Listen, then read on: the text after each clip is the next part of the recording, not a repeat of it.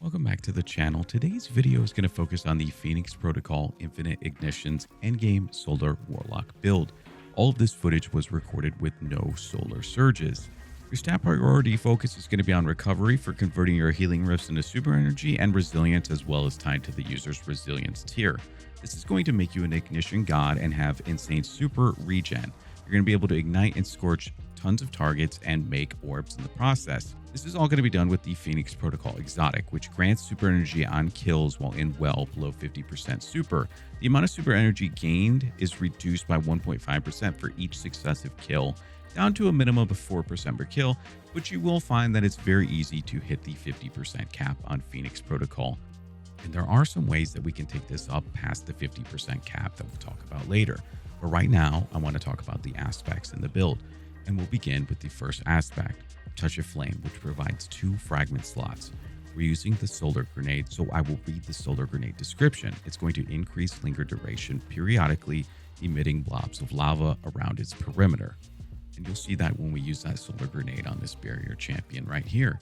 And then for our second aspect, which is also going to provide 2 fragment slots, is going to be Heat Rises. You'll be able to fire weapons, melee, and throw grenades while gliding. If you don't feel comfortable with this aspect, feel free to switch it for Icarus Dash instead, if that is your preference.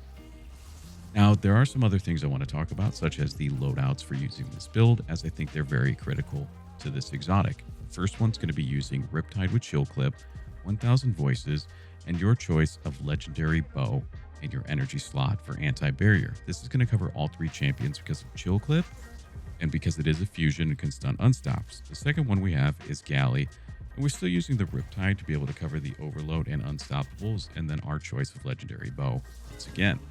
Then we're going to move on to loadout number 3. Loadout number 3 is going to be one that uses and utilizes an exotic bow for better primary ad clear. Then we're going to be using Riptide once again in the kinetic slot. And then in our heavy slot, we're going to be utilizing a machine gun for overload. It's also going to have incandescent. Then we have a fourth one, which is more of a DPS loadout. Still using Riptide, but this time I'd like to switch it to Vorpal for better damage on bosses. We're using Apex Predator with Bait and Switch. And we still have an exotic primary in Sunshot. Next up, let's begin talking about the fragments in the build. I'll begin by going over fragment number 1. Fragment number 1 in this build is going to be Ember of Combustion. Solar super kills cause an ignition and spawn a fire sprite. Solar weapon kills inside your well of radiance count as solar super kills. This is going to be one way that we can just use this for ad clear. We're going to use well like an ad clear super. With this fragment and exotic combination, you can use well to ignite all the enemies and also chain those ignitions. We're also going to be creating fire sprites in the process, which provide 12.5% grenade energy.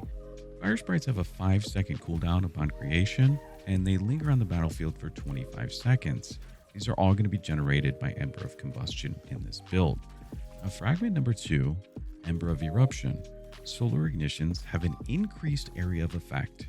We'll double down on ignitions for ad clearing inside our well. The larger the radius of the ignition, then the more ads that we're going to get caught in that ignition and chain explode. Fragment number 3, Ember of Wonder. Rapidly killing 2 enemies within a few seconds of each other with an ignition is going to create an orb of power.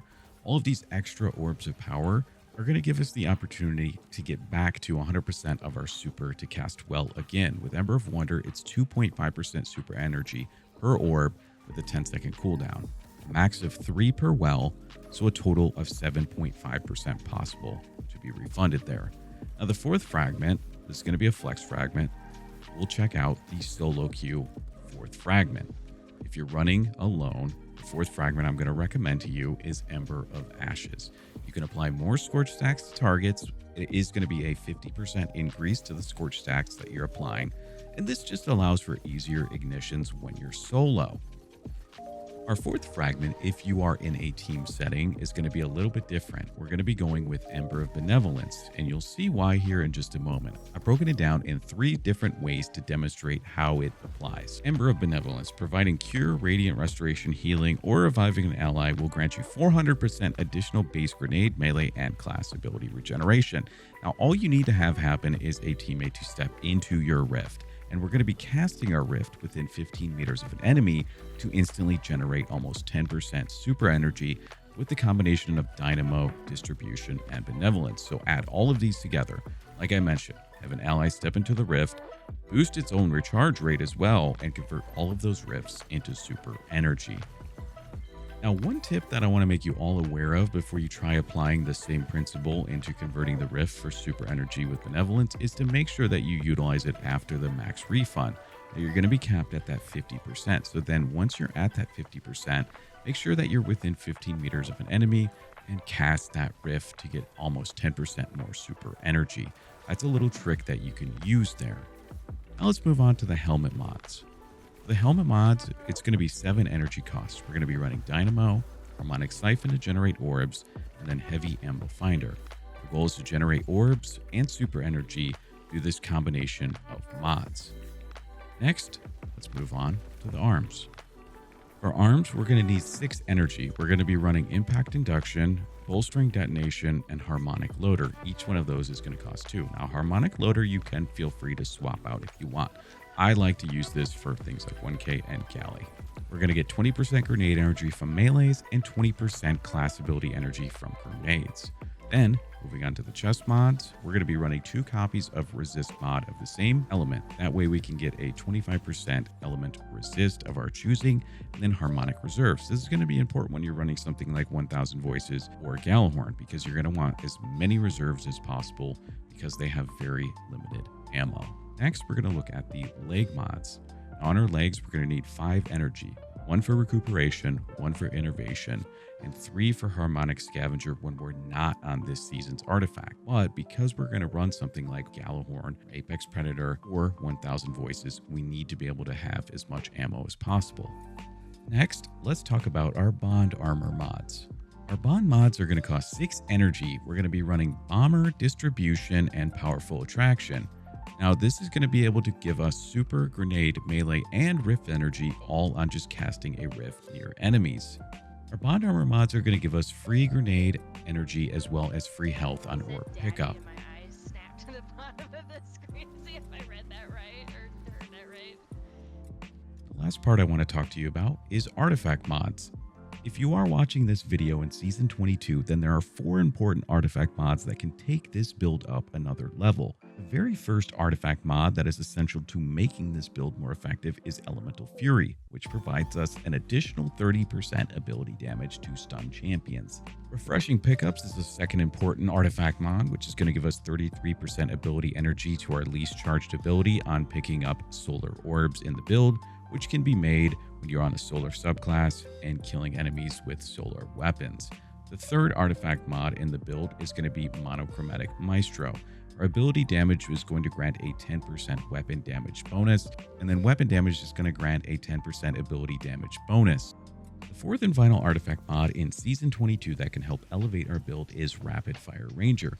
Rapid Fire Ranger states that rapid precision shots against targets 25 meters or greater will weaken the target by 15%, the base weaken amount. These enemies weakened will have a visual effect to allow you to know that they have been weakened. A gameplay tip that I can provide to you is upon weakening the enemy, then use your melee grenade to activate Monochromatic Maestro, and then you'll have a total of a 25% increased weapon damage bonus without even activating your Well of Radiance, 15% from Rapid Fire, and 10% extra from Monochromatic Maestro.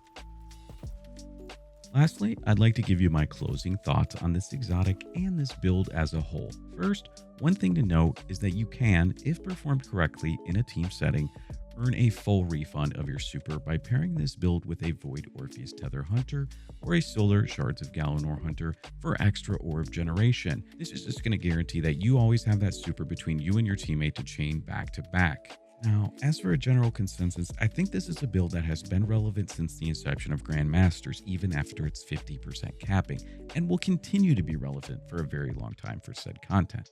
Well of Radiance is a solid outgoing damage bonus for your entire team, and it's going to allow you all to survive in endgame content, so this build is great.